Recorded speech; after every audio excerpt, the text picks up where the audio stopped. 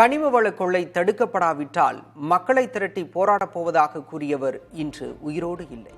யார் இவர்? என்ன நடந்தது? பார்க்கலாம்.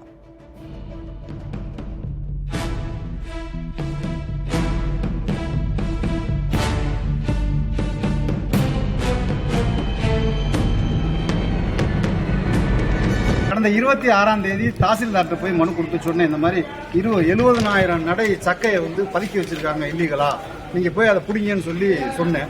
அவர் தாசில்தார் என்ன பண்ணிட்டாருன்னா, அவங்களுக்கு ரகசியமான முறையில் தகவலை கொடுத்து இப்ப 15 நாள் ஆயிடுச்சு, கிட்டத்தட்ட ஒரு 30-35 லோட திருப்பி கொண்டே மலையடிக்குள்ளே கொண்டே கொட்டிட்டாங்க.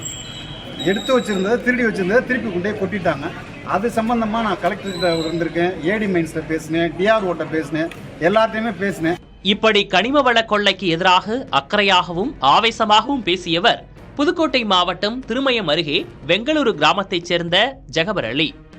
அதிமுகவின் முன்னாள் ஒன்றிய கவுன்சிலரான இவர் திருமயம் பகுதியில் அனுமதியின்றி செயல்படும் கல்குவாரிகள் குறித்து புகார் அளித்திருந்தார். 26ஆம் தேதி தாசில்தாருக்கு மனு கொடுத்தேன். நான் மனு கொடுத்த செய்தி தாசில்தார் எப்படியோ கசிய விட்டதுனால கிட்டத்தட்ட 40 லாரிகளை வச்சு இரவும் பகலுமா மறைச்சு வச்சிருக்க சக்கையை, திருடி வச்சிருக்க சக்கையை அள்ளி கொண்டே மீண்டும் குவாரிக்குள்ளேயே கொட்டிக்கிட்டு இருக்காங்க. நான் மீண்டும் தவறு நடக்குது, அந்த தவறை பிடிங்க, திருடப்பட்டிருக்க பொருட்களை அரசுடைமை ஆக்குங்க, திருடுகள் மீது நடவடிக்கைங்கன்னு மீண்டும் கேட்குறேன். அதிகாரிகள் என்ன சொல்றாங்கன்னா, இன்னும் 1 வாரம் பொறுத்துங்க, 10 நாள் பொறுத்துங்கன்னு சொல்றாங்க. தங்களது புகார் மனுக்கள் அரசு அலுவலகத்திலிருந்து கசிவிடப்பட்டதாக கூறிய நிலையில் கடந்த வெள்ளியன்று பள்ளிவாசலில் தொழுகையை முடித்துவிட்டு திரும்பிய போது வாகனம் மோதியதில் நிகழ்விடத்திலேயே உயிரிழந்தார். உயிருக்கு அச்சுறுத்தல் இருந்த நிலையில் தனது கணவர் விபத்தில் உயிரிழந்தது குறித்து ஜகபர் அலியின் மனைவி கேள்வி எழுப்பியுள்ளார்.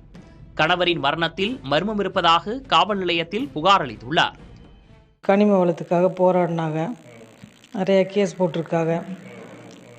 அவங்க மேலே நிறைய கேஸ் போட்டதுனால இந்த ஆர்ஆர், ராசு, ராமையா இவங்க ரொம்ப நாளாக அவங்க மேலே ரொம்ப கோபமாக இருந்தாங்க. அவங்கள கொலை பண்ணிடுவோன்னு எப்போவுமே மிரட்டினாங்க. கேஸ் நம்பியான் கம்மா இருக்குல்ல, அந்த கேஸ் வந்துச்சு, அதுக்கு ஃபைன் போட்டாங்க. ராமையா, ராசு அவங்க மேலேயும் ஃபைன் போட்டாங்க.